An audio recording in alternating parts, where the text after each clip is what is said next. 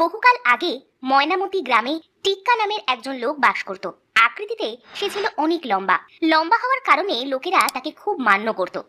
একদিন, কি গো, বাইরে অমন হচ্ছে, যুদ্ধ লাগলো নাকি? আমি তো নাকে আগুনের পোড়া গন্ধ পাচ্ছি। চলো তো বাইরে গিয়ে দেখি ব্যাপারখানা কি। হায় হায় হায়, এ কি সর্বনাশ হলো গো আমার। আগুন যে পুরো ছড়িয়ে গেছে। তানিয়া, এখন আমরা কি করব? আর কি করব, চলো মামুন ভাইয়ার বাড়িতে যাই।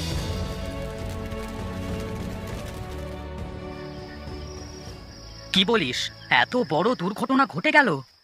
দুর্ঘটনা নয় ভাইজান, এটা পরিকল্পিত অগ্নিকাণ্ড। 6 মাস ধরে সুভানের ছোট ছেলে সাকিবের সাথে আপনার ভাইয়ের জমি নিয়ে বিরোধ চলছে। সর্বশেষ ঝগড়ার সময় ওরা সপরিবারে আপনার ভাইকে মারতে এসেছিল।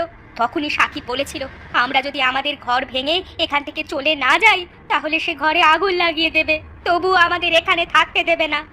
হুমকির কথাটা গ্রামের কিছু লোক দাঁড়িয়ে থেকে শুনেও ছিল। যে লোক আগুন লাগানোর কথা বলতে পারে সে করেও দেখাতে পারে। আচ্ছা আচ্ছা, তোরা টিক্কার কাছে নালিশ জানাবি না? এখানে তার তো কোনো হাত নেই ভাইজান, আর তিনি কত দিকেই বা খেয়াল রাখবেন বলুন। তবুও তবুও তিনি গ্রামের মাথা। তিনি তোমাদের ক্ষতিপূরণ দিতে পারেন, আবার শয়তানকে শাস্তিও দিতে পারেন। তা পারেন বটে, কিন্তু কাল সকালে আমার সাথে টিক্কার বাড়িতে যাবি। তিনি গ্রাম প্রধান, তিনি নিশ্চয়ই এর একটা বিহিত করবেন। তা বলছো যখন যাব, খারাপ বুদ্ধি তো আর দিচ্ছ না?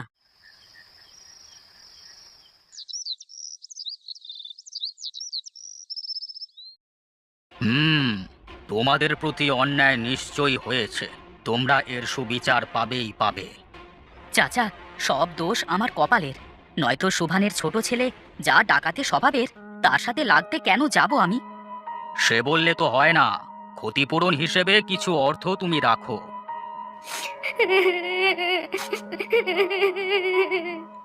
কেঁদো না মা, কেঁদো না, নিজের বাসস্থান ঠিক করে নিও। এই নাও। আপনার অশেষ দয়া চাচা। সাকিব, ভুলের মাসুল তোমাকে গুনতেই হবে। তুমি এত বড় কাঠের মিলে কাজ করো, তোমার বেতনের 3 ভাগের 1 ভাগ দণ্ড হিসেবে কেটে নিয়ে সেই অর্থ আমি এই আরিফের পরিবারকে দেব। আমি আমার ভুল স্বীকার করছি প্রধান সাহেব, এই দণ্ড আমি মাথা পেতে নিলাম। কি হে ভাই, আমি বলেছিলাম না উনি আমাদের গ্রাম প্রধান, উনি থাকতে কারোর কোনো সমস্যা হতেই পারে না। ঠিক বলেছেন ভাইজান, এজন্যই ওনাকে গ্রামের মাথা বলে লোকে। রিমা, ও রিমা, কই গেলে? ধানের বস্তাগুলো গাড়িতে তুলে দাও। আসছি গো, আসছি।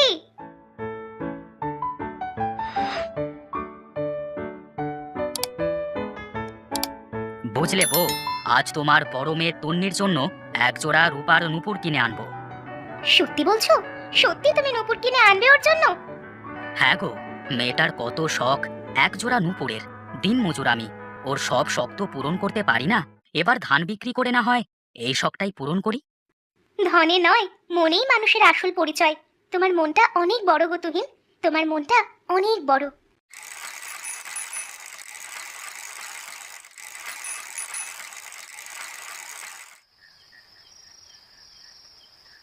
ধান বিক্রি করতে যাওয়ার সময় তো নূপুর বানানোর বায়না দিয়ে গিয়েছিলাম। যাই, গিয়ে দেখি কাজ কতদূর এগোলো। আরে তুহিন ভাই যে, আপনার কথাই ভাবছিলাম। আপনার নূপুর জোড়া পুরো তৈরি, আপনার আর দেরি হবে না। তাহলেই হয়, পথে আবার ডাকাতির ভয়। এই যে আপনার মেয়ের নূপুর। এই নাও টাকাটা, ধরো, গুনে নাও। হে, গুনতে হবে না, গুনতে হবে না। আপনি অতি সৎ মানুষ, আমায় কম দেবেন না, তা আমি জানি। তাহলে আমি আসি, কি করে যে যাব এখন? এই অবেলায় রাস্তায় কাউকে পাবো না, সে বেশ জানি। সেই সকালে বেরিয়েছে, এখনো এলো না। কি জানি পথে কোনো বিপদ হলো কিনা। যা ভেবেছিলাম তাই, একজনকেও পেলাম না। সামনে জঙ্গলের পথ, মনে হচ্ছে আজ কপালে দুর্ভোগ আছে।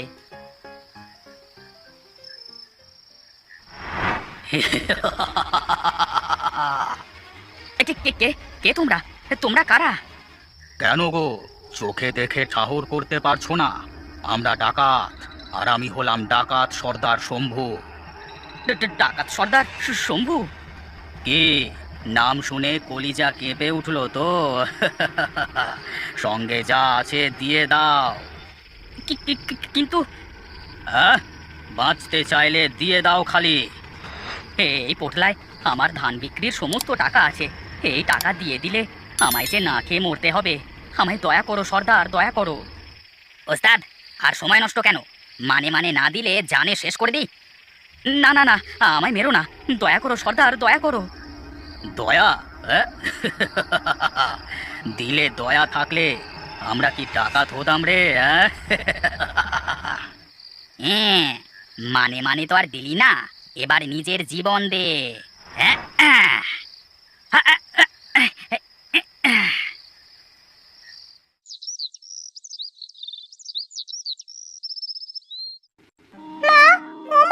বাবা কথা বলছে না কেন?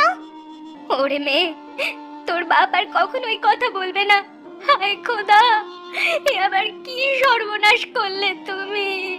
এমন দৃশ্য দেখার আগে কেন আমার মরণ হলো না? বাবা, বাবা কথা বলো, চুপ করে থেকো না বাবা, বাবা কথা বলো। প্রধান সাহেব, সবই তো দেখলেন, এখন আমরা কি করব বলুন? এই দৃশ্য নতুন নয় বাবা, প্রত্যেক রাতেই এ পথে ডাকাতি হচ্ছে। যাদের পরিবারের লোক গঞ্জে যায় বেচা কেনা করতে, তাদের সব সময় আতঙ্কে থাকতে হয়। গ্রামে ঢুকবার এই একটাই রাস্তা, আর এই রাস্তায় কিনা এমন ইচ্ছে তো হচ্ছে শয়তানগুলোর কল্লাটা গিয়ে কেটে দিই। এখন আমরা কি করব চাচা, আপনি বলে দিন। ব্যাপারটা খুব জটিল, আমায় কয়েকটা দিন সময় দাও তোমরা। ঠিক আছে চাচা।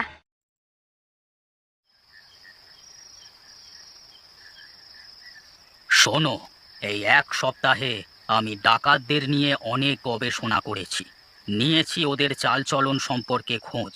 তারপর অনেক ভেবে চিন্তে আমি একটা সিদ্ধান্তে পৌঁছেছি। এখন আমার তোমাদের সাহায্যের দরকার। আপনার মুখ থেকে বেরোনো ছোট্ট একটা কথাও আমাদের কাছে খুব মূল্যবান চাচা। আপনি শুধু আদেশ দিন কি করতে হবে, তারপর দেখুন আমরা কিভাবে তা পালন করি। তাহলে শোনো। আপনি নিশ্চিন্তে থাকুন চাচা, যা বলেছেন তা সকালেই প্রচার হয়ে যাবে। এখন তাহলে তোমরা আসো।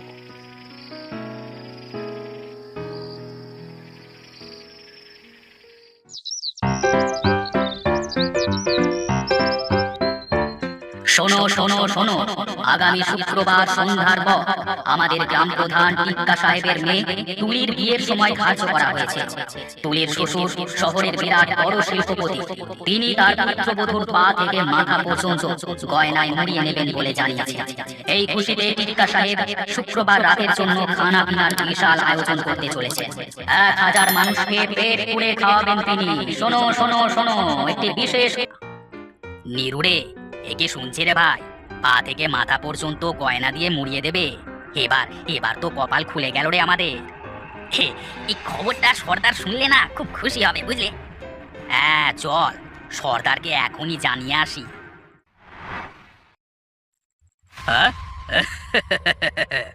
তাহলে তো লম্বুর মেয়ের শ্বশুর খুব টাকা পয়সার মালিক। তা বর কি এই পথেই যাবে বিয়ে করতে? হ্যাঁ সর্দার, শহর থেকে গ্রামে ঢোকবার তো এই একটাই রাস্তা। বিয়ের কাজ শেষ হতে তো অনেকটা রাত হয়ে যাবে। ওরা যখন বউ নিয়ে শহরের উদ্দেশ্যে রওনা দেবে, আমাদের তখনই কাজটা করতে হবে, পুরো লুট করে ফেলতে হবে। ঠিক আছে সর্দার, আজ বরং আমি রামদা আর বল্লমগুলোকে শান দিয়ে রাখি। কালকে দেখে নিস এক কোপে কয়টাকে কাত করিয়ে।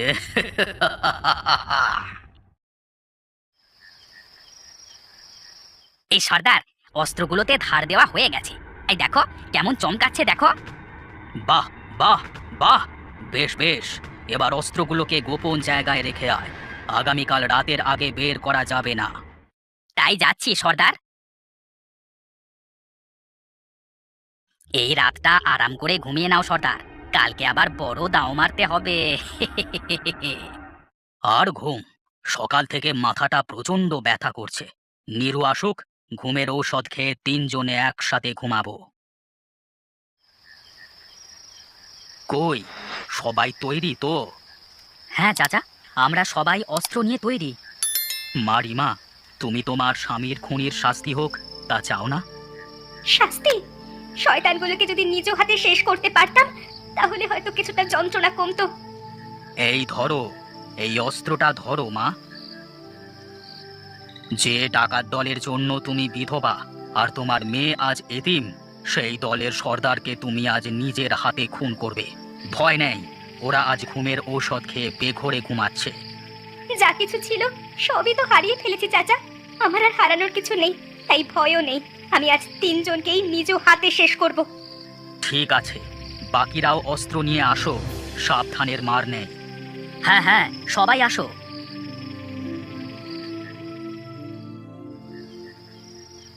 প্রথম প্রথম সর্দারকে মারি।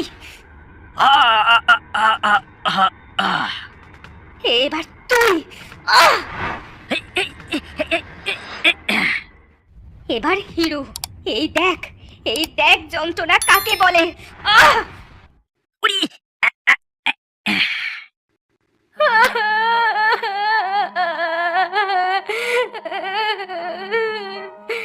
কি শান্তি।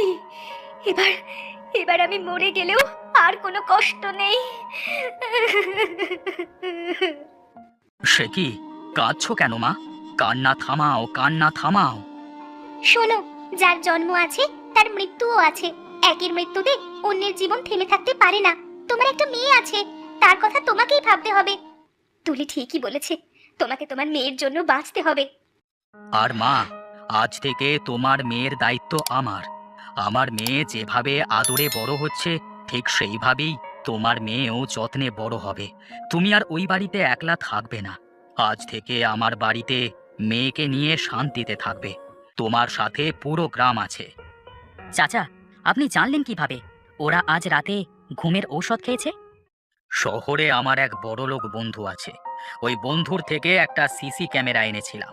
রাত্রিতে ওরা ঘুমিয়ে পড়লে গোপনে ক্যামেরাটা ওদের আস্তানায় লাগিয়ে রাখি, আর ওই ক্যামেরার মাধ্যমেই সব জানতে পারি। বলতে দ্বিধা নেই, আপনি সত্যি গ্রামের মাথা চাচা। যেমন আপনার উচ্চতা, তেমনি আপনার প্রখর বুদ্ধি।